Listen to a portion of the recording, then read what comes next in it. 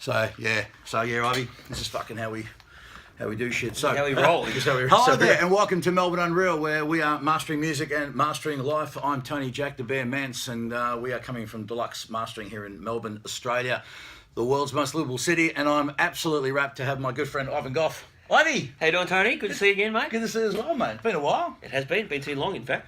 So Ivy's here. We're going to have a bit of a chat, just about music and life and shit like that. And for you guys who don't know Ivan, he's a great producer, DJ, and he also has Neon Records. Is your label? Yes, I'm involved. Yeah. With who's? Oh, yeah. Well, we're connected with this. Currently, we're connected with the Universal Group. Yep. It's myself and Smiley and Carl and a few of the boys. I'm more just an artist these days. That's signed, yep. But yeah, they're in the Universal Music sphere. Yeah. Amongst the group there. Yeah. So Ivy's involved in all of that, and I've known you for how long, mate? With over 15 years, or longer than that, my friend. Yeah, I reckon. You're actually talking 20 nearly, wouldn't it? Almost 20, yeah.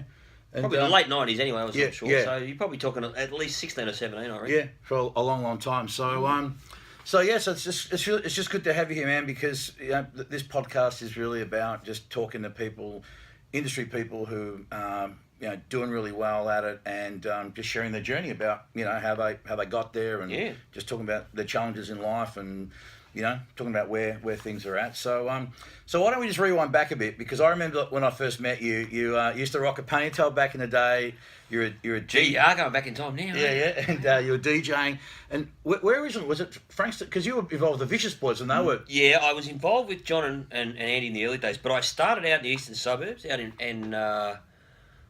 initially, the first gig I had was on a Wednesday night. Could you believe it? Was out. You remember it's a Wednesday? Yeah, I remember because I had a full-time job at the time, and I used to come in from the gig at about 3:30, and then I have to get up 2 hours later to go to work. Yeah. So I wasn't much good on Thursdays at work, that's for sure. But yeah, it was at the Croydon Hotel. It was a club called Area. Yeah.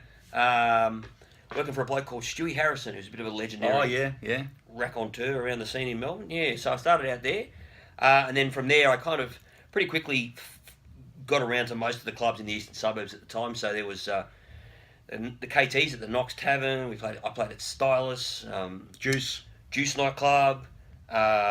We played at the Memphis Club in Bulleen. There was High Society in Doncaster. How different do you think back then? What clubland was like in Melbourne back then as opposed to now? Oh Jesus, it was well, you know what? It was just not commercial. I mean, it was not big.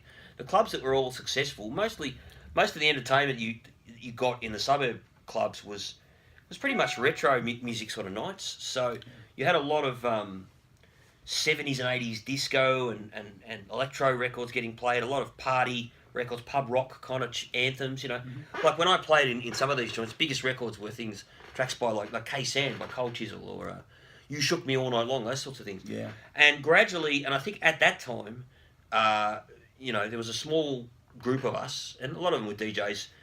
We were sneaking off to what were then warehouse parties on the weekend, and trying to discover as much as we could about this new style of music that was coming through called house music, and of course techno and stuff went along with it. Yeah. But yeah, certainly the suburb clubs were a lot more of a sort of, I guess, a party sort of venue. Yeah. I suppose back then. And I guess what the aspiration back then was to play in the city and play in the bigger nightclubs. No, my aspiration was always the same. I wanted to produce records. I was a fan of sound. I've always been a fan of sound, and I was. It's one of the reasons why I like listening to. There are certain, like I love listening to records produced by Phil Spector. Yeah, right. I'm fascinated by how he got that sound. The wall of sound. The wall of sound. Mm. I was fascinated with the sound that ABBA got on their records in the 70s, because they used a lot of Phil Spector's techniques. I was fascinated with the Beatles in the 60s, and not so much about their songwriting, but about the kind of the trickery that they used in the studio. Yeah. And I remember, I remember hearing, some records in the 80s, and I used to put headphones on, and I would wonder how they managed to make that snare drum have that sort of squashy kind of doof sort of, how are they doing that, And it was just fascinating to me. And I always, when I started out, the first time I went into a recording studio was a studio in Ringwood, called Timber Top Studios. Remember a guy called, I think it was Richard McLean or something. Anyway, I remember the first time because I started buying music magazines because I was riding the train every day and I needed something to read because I was going to work in the city at the time. So I started buying music magazines like Sonics and stuff, and then I kept seeing all this technology and I started to figure it out. I sort of joined the dots and went, okay, this is how they're making these noises with these effects units and these synthesizer things, you know. And so I remember the first time I went into Timbertop Studios in Ringwood, and I just was like, I'm home. Yeah, right. I know I belong here somehow, and I stayed there. I worked there for about 3 months just assisting. But the guy said to me at the end of it, he said, "Look, you're not going to be an engineer." Yeah. And I got all upset. I said, "Oh, that's what I want to do with my life." He said, "No, because he said your career is producing. You love producing. You love sounds. You love making sounds. Yeah. So you should follow that kind of dream." And so after that, I decided I wanted to be a producer, and I started DJing. And this is getting back to the answer to your original question. I started DJing because I figured that if I DJ'd, I could earn enough money to then be able to spend my week making records, and I wanted to produce, and I started buying. I had at that point started collecting microphones and recording equipment.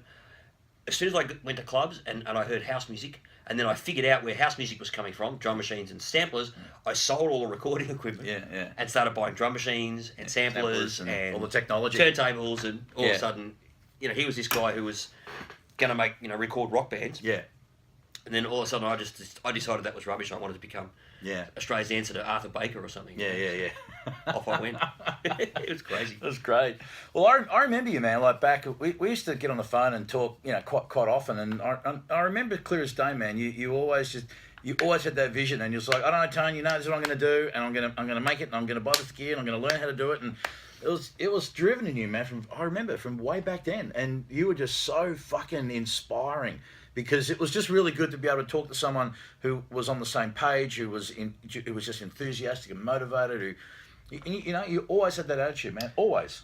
I was just driven. I suppose I've always been in that sense driven. I guess when I was I remember sitting on the train, and I used to, because I didn't have headphones or a Walkman, or I couldn't afford one back then. Yeah. I used to ride the train to work, and I used to sit there, and I would imagine songs in my head. Yeah. And I was always imagining the sound that I was going to get on these, drum sounds and all that. It just, for me, that was the drive. It was just like I want to make things that sound good and make people feel excited. Yeah. I remember the first time I heard a synthesizer.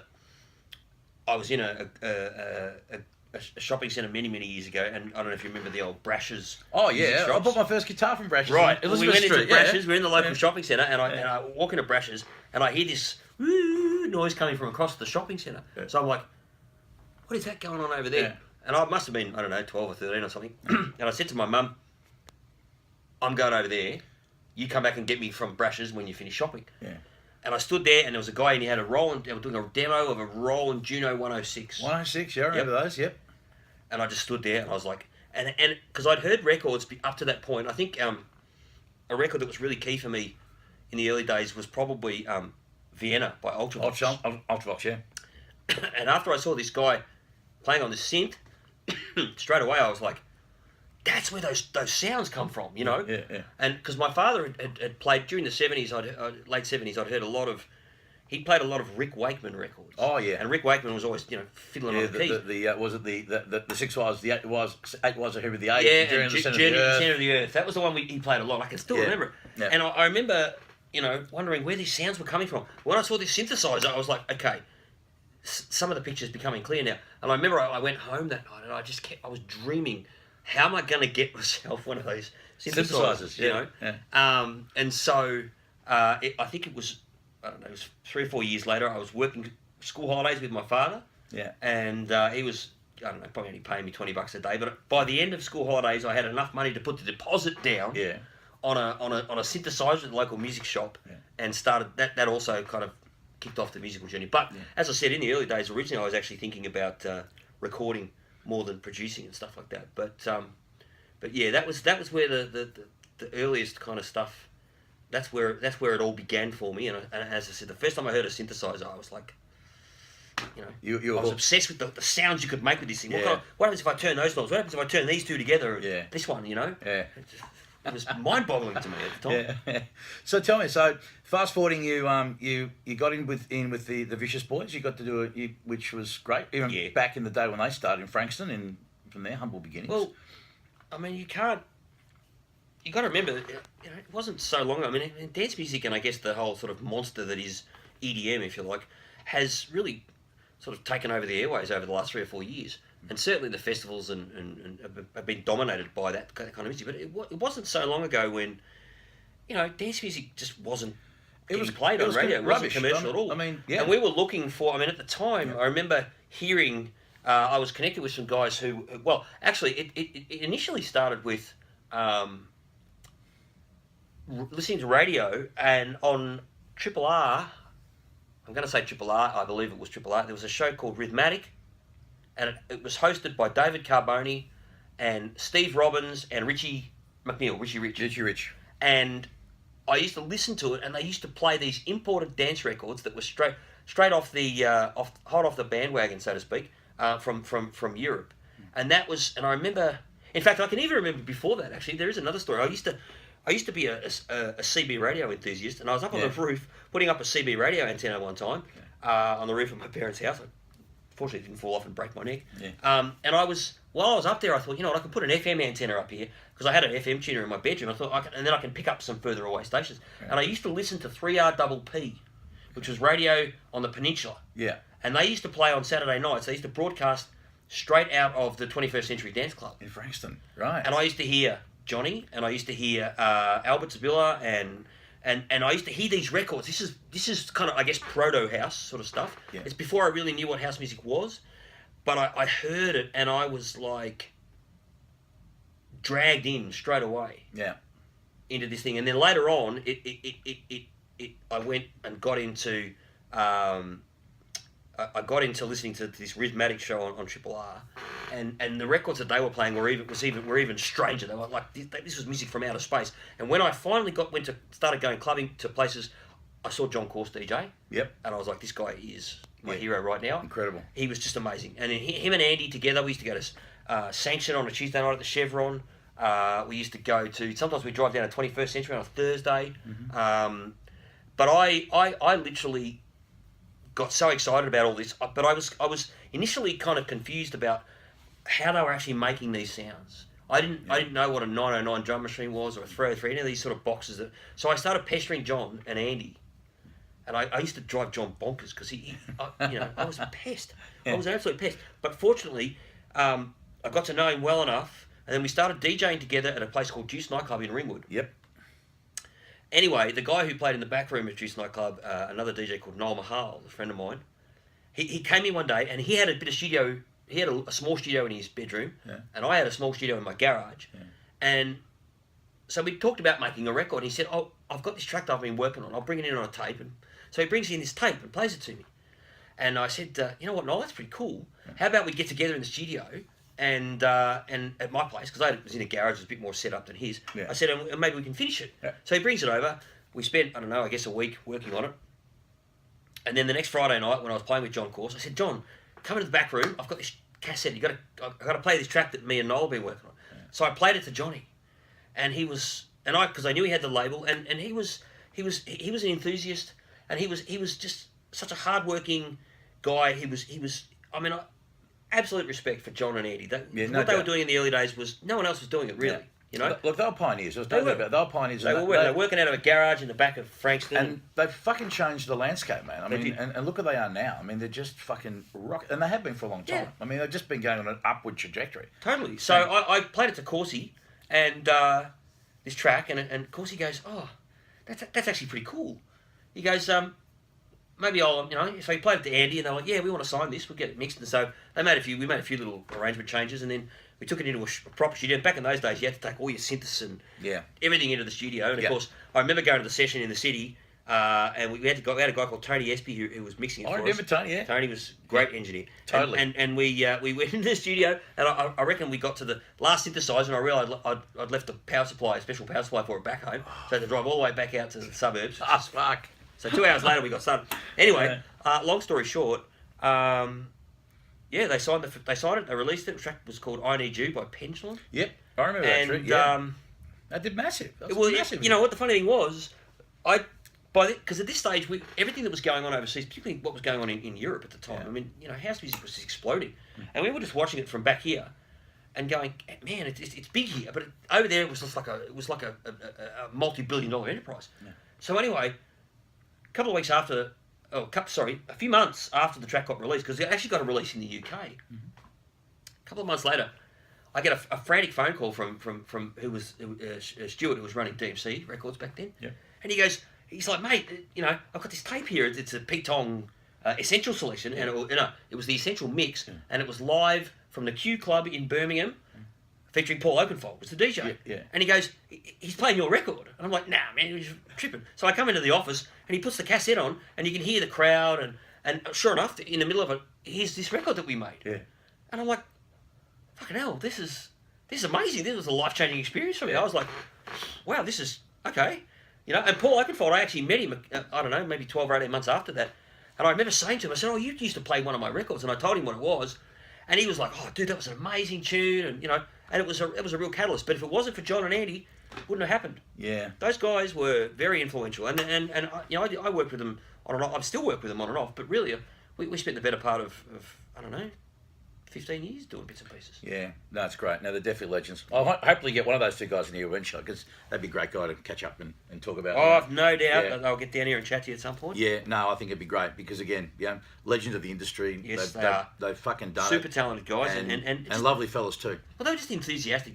They took a hold of that sort of DIY spirit in the early days in the early 90s. No one gave a shit about house. Yeah. I mean, clubs was telling us at some points, clubs were saying, oh, this music's not going to be big, it's just a flash in the pan. Even the DJs, a lot of the city DJs who were playing sort of Italo disco and all that kind of stuff, they didn't really think that house music was going to take off. Yeah.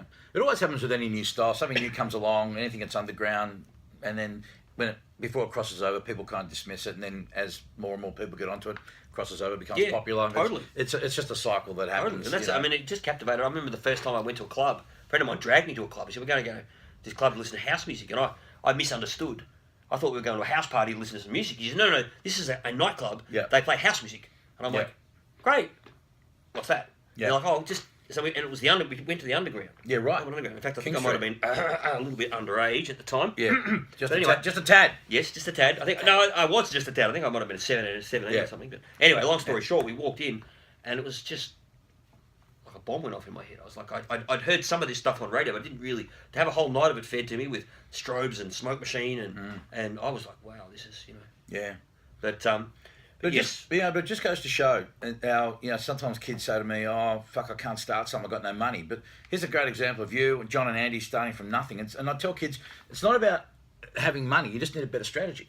Yeah. And just... I love that. That's a great... Yeah, absolutely. That's a great way of describing it, really. Just get a better strategy. And be resourceful, and there's always people out there who are going to help you. I remember I started my business when I coming back from overseas. I had no fucking money, but this guy called Rob Stiles was I went and had a chat to him, and he was prepared to say, look, because there was no sound tool system in the city at the time, right? The whole digital audio thing was completely fucking new, right? Yeah, it would have been. So he said, look, I'll tell you what, you're still not a nice guy. You happen to know people that you know people that I know.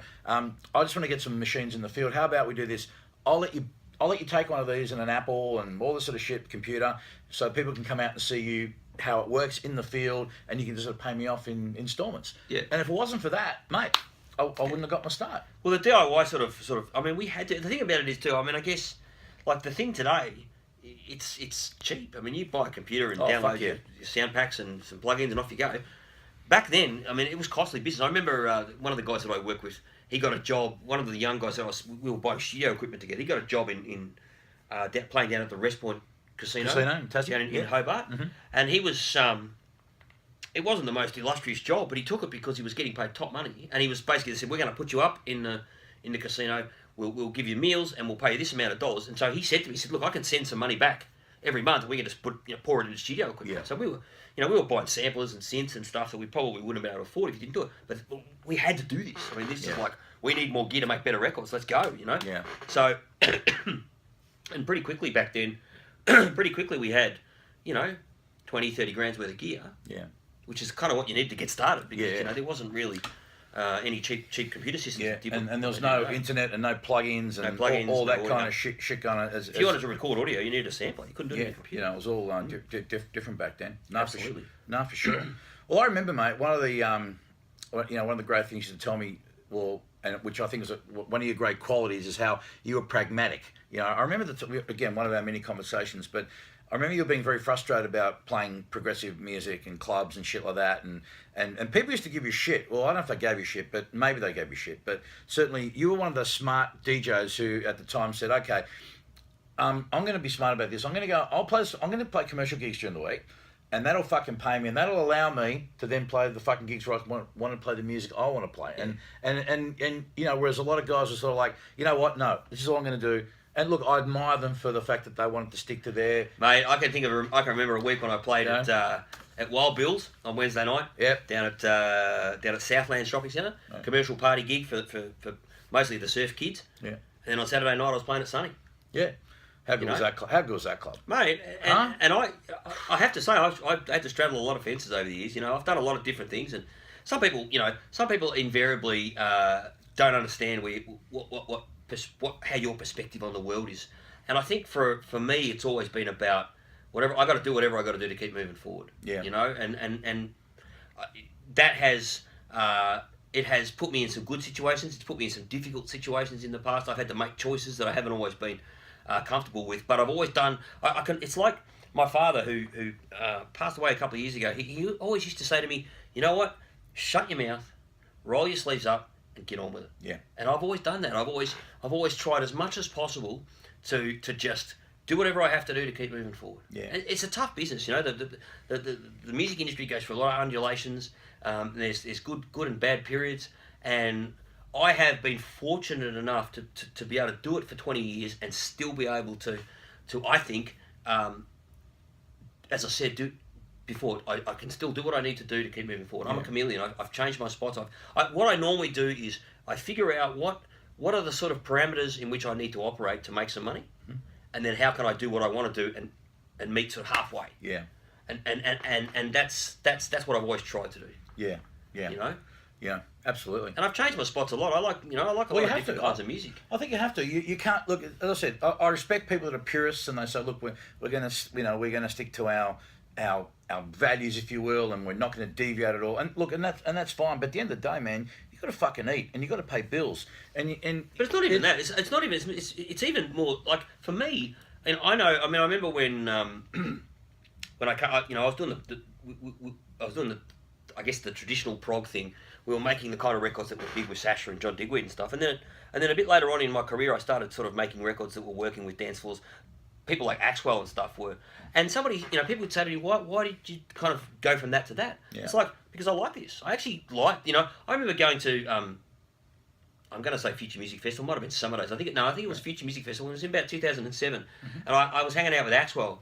And I watched him up on stage playing, I guess what was an early version of the sort of big room kind of house music. And I loved it. I stood there and I went, wow, man, that's one of the best DJ sets I've ever seen. And I also equally rate a set that I saw in 1995 with Sasha. Yeah, right. Playing at I think it was the Palace or something in Melbourne. Mm-hmm. I've got my favourite DJ sets come from a lot of genres and a lot of different people. Yeah. Well, I think you have to be. I mean, to appreciate music, you've got to go cover the whole spectrum, don't you? I do. Because there's someone said to me, what's your favourite style of music? I say, well, there's only one style. That's good. And of course, good subjective, but I think it's important that you're open to all kinds of stuff because. I think you made a comment there, though, that it's probably the most valuable comment of anyone's ever said. Music is always subjective. Yeah. Nobody thinks that their taste in music is shit. This is true. People always, if you can sit down with somebody, and the thing about it is too, I think a lot of the people who have what they consider to be, I guess, better taste in music than others, some of those people are usually quite annoying. Yeah.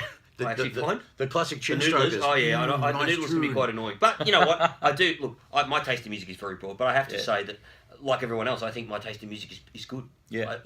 And I like a lot of stuff right across a lot of genres. Yeah. Yeah. So a lot of people maybe you do, maybe you don't know, but Ivan was part of TV Rock with Grant Smiley back in the day, and I love the story of just tell us about Flaunt It, mate, and because. When I remember when I was working at Sing Sing, we mastered that tune.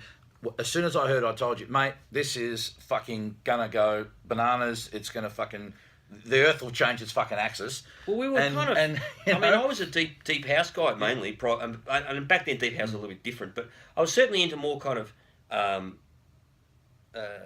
not as energetic, I guess, and that's mostly what I guess to this day it's still mostly the music that I listen to. But anyway, at the time we had this deep house record that we were working on.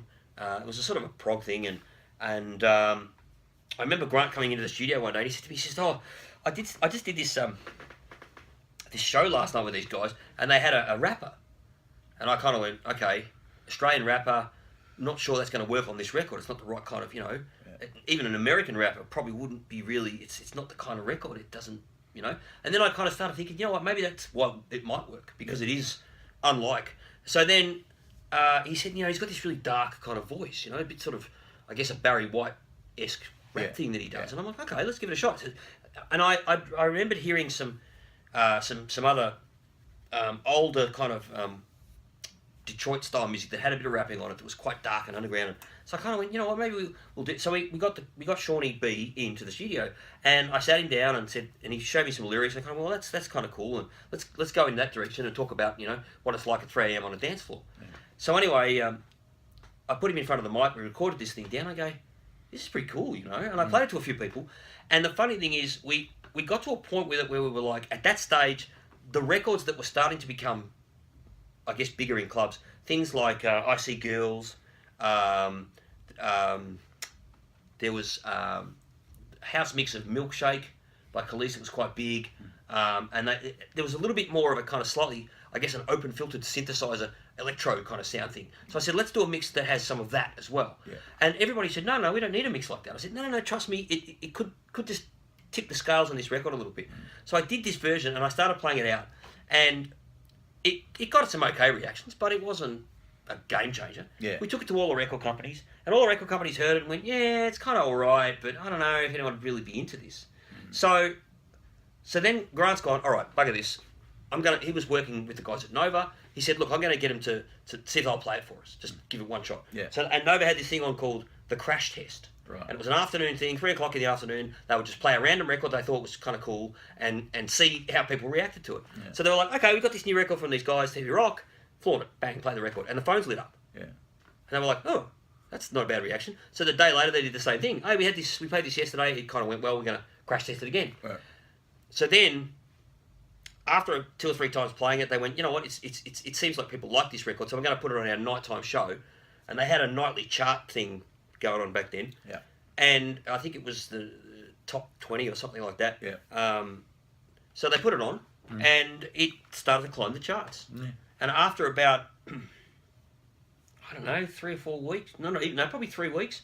By this stage, it was up to number 3 on the chart. Wow. And then we got the phone call from the guys at Sony. Simon Cahill, who was A&R for them at the time, just goes, look, I've spoken to the bosses. We want to sign this record. We can see something's going to happen here. Yeah. At that stage, Nova started playing it. They were A-listing it around the country. Yep. It was just picking up steam. So then, I reckon it was about March. It was not... No, it might have been a bit earlier, actually. Mm. It was about 4 or 5 weeks before it went to number 1. Mm-hmm. And I was in outback New South Wales, on my way back. We were driving back from Byron Bay back to Melbourne. And I remember pulling into this petrol station, and it was fairly outback sort of place. I can't remember where it was. Mm. And I get out of the petrol station, and on the speaker I can hear the track. Right. And I went, this record's going to do all right, I reckon. This is going to go okay. And as I was listening to it while I filling my car up with petrol, I kept thinking, I know what, it's going to work because this doesn't sound like anything else on radio. Yeah. Still doesn't. It was definitely very different. In some respects, I guess it was probably a sort of novelty kind of record at the time because it was different. It was really different. So, so after that, it just kind of got legs of its own, and next thing you know, we had a number 1 hit in our hands. Yeah. Fucking double platinum, dude. That's fucking... That was the biggest... We're triple now. Triple now? Yeah, triple now. I don't know, a couple of years back it went triple, I think. Wow, gee, how good's that? Yeah, the market's just... Oh, look, it was an amazing record, and it certainly did a lot for our career, internationally and stuff. Oh, no doubt. Because that really was the springboard to you being able to DJ overseas and... just we started doing a lot of festivals and stuff on the back of that. So you enjoyed touring? Or have you enjoyed touring? Yeah, no, parts of it have been amazing. I've gotten to see a lot of amazing places. Probably my favourite location in the world was always Mykonos. I had a lot of fun on Mykonos. Yeah. Did some good gigs there. it's where I met the Phoenix Paul guys. We, I did some records with them. Yeah. I hung out with a lot of international DJs there. It was Mykonos was kind of my second home there at one point. I'd go over there for 2 or 3 weeks, and I used to jet off from there to other locations to do shows. Yeah. But Mykonos certainly was good. I always enjoyed playing in Brazil. Brazil was good fun. A lot of pretty girls and a good vibe. They're a very, very kind of up for it crowd in Brazil. Yeah. And good food. Oh, the Brazilian, the churrascaria. Yeah. Yeah, I brought that recipe home. Actually, I stole the recipe for picanha, which is their main. Because that's the other thing. You love cooking. I remember when we talked. You told me about all the shit you barbecue and curries. You're a curry man. I own 6 barbecues now. Yeah. Are you serious? Yeah. Dead serious, and I'm about to buy a 7th. You going? Do you do the smoking thing as well? Well, I've got a pellet smoker, but I haven't actually hooked it up yet. We bought a house last year, and we've got a studio to build and deck and lots of things to do to the place. Yeah. And I don't have a lot of space. It's a kind of slopey odd block at the moment, so. The pellet smoker is in its box. It's staying in the garage. So a pellet smoker, what? That takes pellets, a special pellets? Or? Yeah. In America, you've got there's many different types, but the pellet smokers there's 2 or 3 brands. Mine's called a Green Mountain Grill, and it's basically you buy these bags of like chook pellets, right? And they have flavouring. You can get flavoured pellets, and you pour them into a hopper, right? Little thing, and then what it does, it's like a low and slow cooking, but it's temperature controlled, so you can dial it up. See, most of the smoking they do is in what they call an offset smoker, where they have a barrel on one side and then a smaller barrel, and they fill the smaller barrel with the wood, and then the smoke goes from that into the main chamber and smokes the meat. Right. The problem with that is 2 or 3 o'clock in the morning, you've got to get up and stoke the fire up, and because a low and slow cook sometimes can take 16 hours. Yeah. So if you're cooking for a Saturday night meal, you have to start at 9 o'clock on a Friday night, getting your fire ready, and then you've got to get up overnight, and it's a pain in the neck. Yeah. What the pellet smoker does, you fill the hopper with pellets, and then what it does is you dial up the temperature, and it will then, I think it's about 105 degrees is optimum, it rolls the little pellets on, it sort of monitors the temperature inside the chamber, and if it starts to go down, it rolls a couple more pellets onto the thing. So it'll go for 12, 14 hours by itself. Oh, right. So that's nice. So you can sleep, and then you get up at lunch in the morning, check it all. Yeah. And then, and there's other things you can do too. The pellet smokers have, there's mods you can make to them so you can get more smoke on your meats and stuff like that. But the pellet smoker, it's kind of like a temperature controlled oven, but it's actually it's actually a smoker, a barbecue smoker. Yeah. So it takes the guesswork out of it. Yeah. And for a guy like me who doesn't have a lot of free time, and a guy who likes to sleep, I don't want to get up at 3 o'clock in the morning to stoke the fire. So. Can't so blame you. Nah. Now, one other thing about you that people don't know, and again, one thing I love about you, man, is for a long, long period of time, you've been a bloke who's been very invested in developing artists and talent and stuff. Absolutely, 100%. And I remember the first protege, if you will, that I remember when you were at DMC back in the 90s, you introduced me to this young 18-year-old kid called Luke Charbel. Yes. Who has gone on to... He did great things, yes. Amazing. He's still doing great things. Absolutely. Love Luke. Shout out to Luke. Fucking, he's a legend. And no, I don't actually like him. You love him? No. You what? No, he's a douchebag. Sorry. No, he's a good guy, Luke. Me and Luke have got a lot in common, actually. Yeah, he's similar humour and similar sense of humour, and so he's a good guy. And but he was just one of these kids like Andy Page. Like as soon as he come on the scene, just just create. But you helped develop this kid. You gave him opportunities to get in there. You've done it for a lot of people, and I think it's great, man, that you and you don't make any song and dance about it. Again, this is why I'm fucking mentioning it. But I think it's great that it's important that it's acknowledged and people know about it. But you've always been helping people. You've always been fucking positive about helping young kids, and you've just always given time to kids as well, mate. I'm still doing it. Absolutely. I try to. Well, my mother in her little study at home, she has a little thing on the wall, and it's I can't remember the exact comment, but it's something along the lines of, it says something about long after I'm gone, it won't matter how much stuff that I owned, but the world might be a different place because of the difference I made in the mind of a child. Yeah. And I looked at that and read it one day when my mum stuck it up. I sat there and thought, that's a really good sentiment. And I think for me, I like the idea that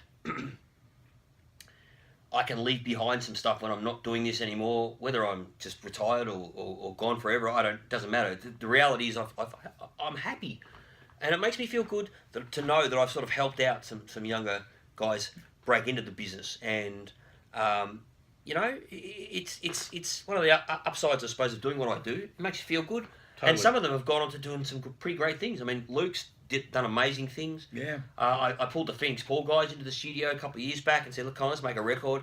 And because of the record we made in my mind, they're now based in LA, working with a lot of big name people over there. Yeah. I'm working with a young guy at the moment, Jeremy Jebu, who is the same. You know, I've given him some opportunities, and he's now producing some tracks for pop artists and stuff. You know, like, I love that. I really do. It gives me a kick. I love seeing people that I've worked with who are doing well. Yeah, I think it's important, man. You've done it too. You've worked with a lot of young people. You've given up a lot of your free time for your mastering drives and other things, for helping out the community. It makes you feel good, and you look at something and go, you know what, I helped do that. That's kind of cool. But I think it's important too, man, because it's that whole thing of giving back. I mean, you and I, we're so fortunate, man, that we get to do what we absolutely love. And yes, of course, we've had to go over hurdles, and we've had obstacles and challenges like anyone else. But at the end of the day, every fucking day, man, we do what we love, and we get paid to do it, and we get paid pretty well, and we get to have as I tell people, I may not be rich, but I live richly. Yeah. And I never forgot, for me, the thing that really drove me before I started with a lot of mentoring was that when I was a kid, mate, and I went to America fucking knocking on studio doors, you know, big name engineers were happy. They didn't know me from a bar of shit. Yeah. But they were just impressed with the fact that I was prepared to go overseas with no money and sleep on a couch and do whatever. And they were prepared to help, not just with this end of it, but with the life stuff as well, as far as growing up. You know, so I can never pay these people back. There's nothing I can do for those people. So it's just that's paying what happened forward, with me and the first guy that owned Timber Top Studios in Ringwood. I pestered him a few times. He obviously knew, he wanted to see that I was determined. Yeah, of course. So the first time I knocked on his door, he said, no, we don't need any assistance here at the moment.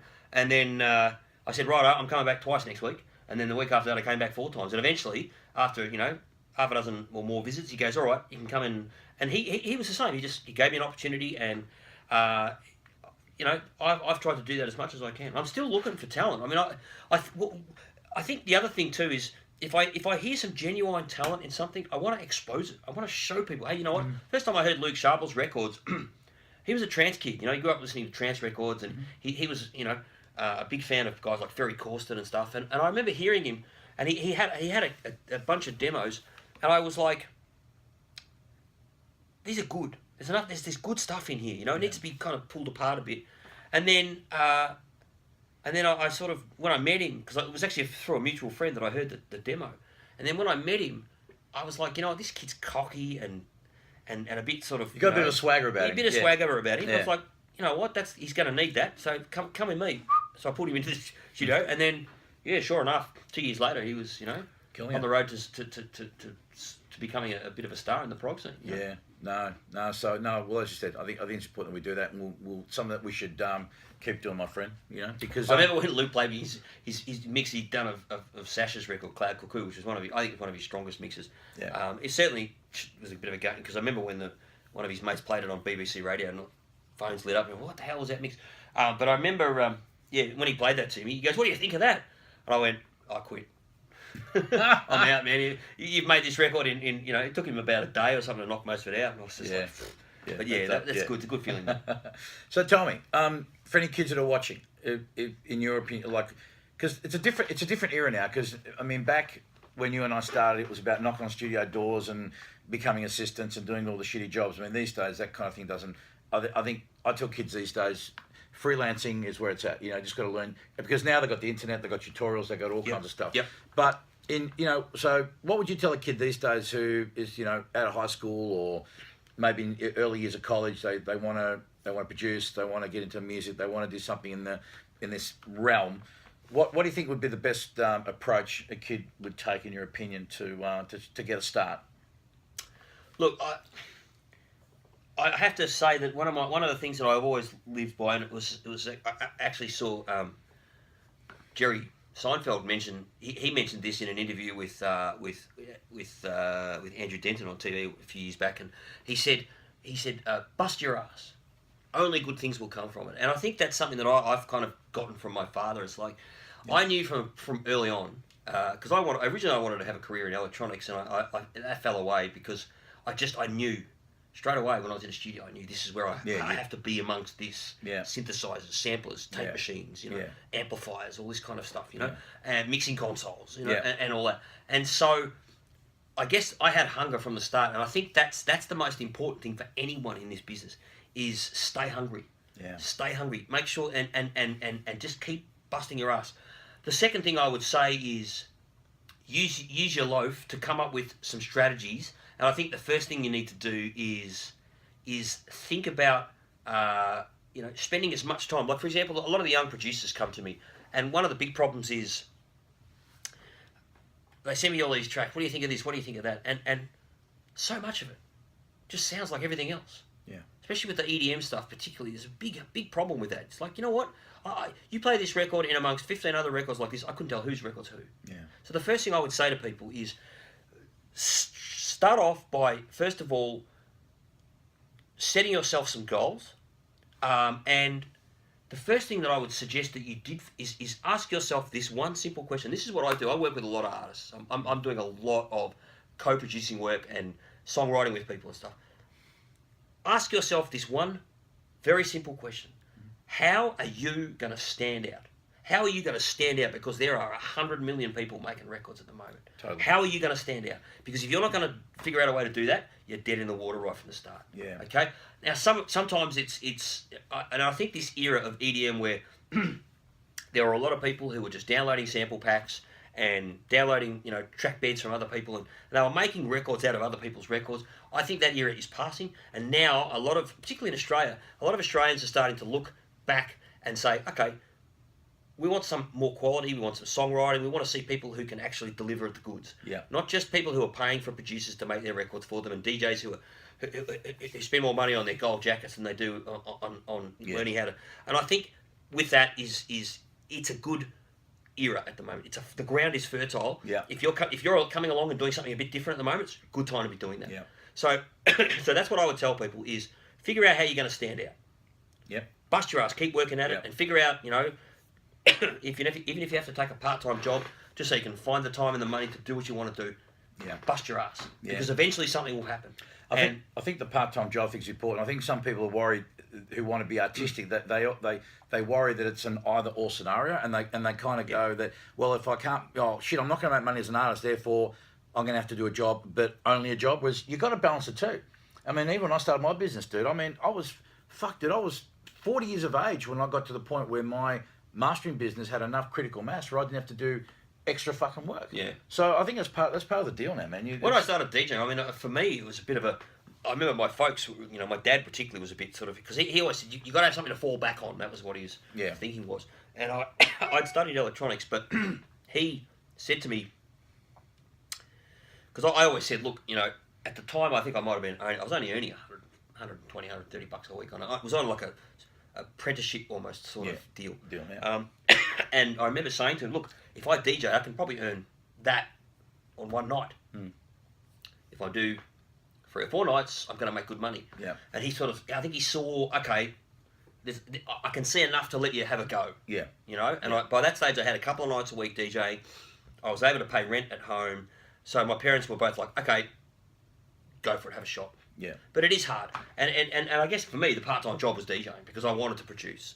And so, and I just knew I had this hunger right from the start when I was, going to clubs, and even before then when I saw synthesizers and studios, I knew that's what I wanted to do. And it was like this motor was turned on in me, and I had to do this, I've got to figure out how to make records and make good ones and get going, and Well, without the hunger, mate, you got nothing, because you're going to deal with a lot of shit. You're going to deal with a lot of rejection. You're going to deal with a lot of setbacks. So it's that love and that passion for it that's going to drive you through. It's going to say, you know what, I'll keep going. And the other thing I was going to say too, and I'm sure this was evident in your career, your peer group, man. Who are the people you're fucking hanging out with while you're doing this stuff? You need to have a good supportive environment around you, doing the same sort of thing to egg each other on and to. Well, I started. When I started working in the club, initially I ran into a guy at the train station who was a kid that I went to primary school. This is how it all started. And I remember saying to him, look, I've got these I got a couple of synthesizers and a turntable and a couple of drum machines. Yeah. Do you know anyone who maybe can, like a DJ or somebody who can help me, take these ideas that I've got and turn them into dance records? Mm-hmm. And he was like, this guy's name was Phil Woodman, who ended up going on to do. He was involved in the Every Picture Tells a Story. Yeah. He runs a company called Voodoo now. They do all the cutout art for all the rave parties and stuff. Oh, yeah. Anyway, Phil said, basically, as soon as I told him, Phil was like, yeah, all my friends are DJs. And I think at the time they were probably spray painting buildings and stuff as well. They were a very sort of underground collective of graffiti artists and kind of DJs. And I think they had this like mini New York thing going on out in the eastern suburbs. But anyway, when I met him, he said, go and see this friend of mine who DJs here Saturday nights at the Croydon Hotel. Mm-hmm. So when I went in there, I spoke to him, and pretty quickly I realised there was a group of, and a lot of the guys back in those days that were making records are now gone on to bigger. I mean, we talk about Richie McNeil, who did Stereosonic. Mm-hmm. Mark James, who was doing records as Bass Culture back then. Yep. Obviously John and Andy, who have gone on to do 100. So pretty quickly, I realised there was this little underground network of people. Josh Abrahams, who you've done a lot of stuff with over the years. These guys were making records, and I kind of went, okay, there are people who are doing what I'm doing. Yeah. And going to rave parties and stuff, you'd meet people. I met some of the Psy Harmonics guys, and all this kind of Gus Till and all those sorts of And pretty quickly, it felt like it was a little bit of an exclusive club at some points. Go to especially the rave parties, the smaller raves and stuff. We used to go to Phil used to run the voodoo parties over at the Melbourne Underground Development over in Footscray. Yep. That was his thing. Yeah. And there was a little clique of people that we used to see at all these parties, and we'd sit there and talk about gear, and it was you felt like there was a little bit of a support network going on. There wasn't a lot of labels, but there was enough. Yeah. There wasn't a lot of people, but there was enough. Yeah, absolutely. And it was we were way off the radar too, because the mainstream by this stage record companies hadn't really got to grips with it yet. Yeah, I think record companies have always kind of been a little bit in a lag, but at the end of the day, look, they're about moving units, and they're only going to move units of things that are popular. And of course, so they wait till something's big, then they exploit the hell out of it. That's what they do. That's what they do. But they're at the time, I remember running into people, and we used to catch up with guys. Who, I'd meet people and say, oh, I've got a Juno 106 and a Korg Poly 6, and I've got a mini Moog and this and that. So let's get together and we just you take your gear to people's places and jam out ideas, and I was kind of. I had a bit going on because I had an old converted garage at my parents' place out in the eastern suburbs. It was quite large, so I had a fair bit of space. So I used to say to people all the time, come over to my place, I've got a big studio here, we can, It wasn't very well treated, it didn't sound acoustically very good. But you had the space. I had some space, I did. Yeah. And it was really good. We worked there and we got a lot done. Yeah. Where I first started working with Phil Kay and Andy Page. Yeah. First version we did a track, Summer Breeze by the Free Radicals. That was done out in the little garage. Yeah. Back in the day. Yeah. It was good times. Good days. Yeah, it was very, very good days. But there was enough. As I said, there was enough of a support network, and there certainly was enough, just enough to kind of keep you going, and you knew there were other people doing it, and everybody was sort of helping each other out. I remember going into record companies sometimes, sticking labels on things to help out for an afternoon, getting a record before it was going to be promoted and all that sort of stuff. So it was good. Yeah. Very DIY. Yeah. All right, buddy. We've got to get out because we've got to get some. I've got to go eat some duck and pork, so we better go do that. Thanks, my brother. Always good to chat, Tony. Always good to chat. Thanks for having me. Thank you so much. Thank you for watching. Great chat. We'll get you back. We'll have to get you back, man. It was great. Absolutely, mate. And I'll have to get John and Andy. One of both. Maybe you need to do a panel one day. Get a panel group and do 4 or 5 people talking. We'll fit it in somehow. Well, that would be great, actually. I think that'd be good. Something worth thinking about. Yeah, absolutely. Mark that one down for the future. Absolutely, will do. All right, then. Thank you very much, mate. Thanks for watching, everyone, and I'll leave you as always by saying please be nice to each other, but more importantly, be nice to yourselves. I love you fuckers. Thanks for watching. Catch you later. Thank you. And that, my friend, is the podcast. Nice.